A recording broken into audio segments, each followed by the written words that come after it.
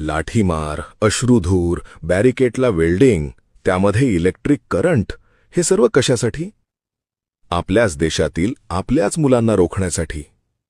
प्रत्येक रँकिंगमध्ये सर्वप्रथम असणारे, जगातील सर्वात लोकप्रिय, विश्वगुरू, शूर आणि 56 इंची छाती असणारे देशाचे यशस्वी पंतप्रधान नरेंद्र मोदीजी या आपल्याच मुलांना न भेटता संसदेच्या मागच्या दाराने पळून गेले. भक्त त्यांना शेर म्हणतात. ते मुख्यमंत्री असताना मुख्यमंत्री निवासाच्या मागे ट्रकचा टायर फुटल्यावर घाबरून पळून गेले होते. ते पंजाबच्या शेतकऱ्यांना घाबरून अर्ध्या रस्त्यातून माघारी पळून गेले होते. ते डोनाल्ड ट्रम्पच्या एका फोनवर ऑपरेशन सिंदूरमधून सीज फायर करून पळून गेले होते. संसदेत महिला खासदारांना घाबरून पळून गेले होते. विदेशात पत्रकारांच्या प्रश्नाला घाबरून पळून गेले होते.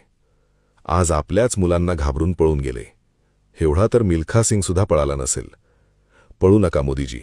आपल्याच देशाचा तरुण वर्ग आहे. आपलीच मुलं आहेत. त्यांच्यापासून पळू नका. त्यांच्याशी संवाद साधा. बोला त्यांच्याशी. भिवू नका.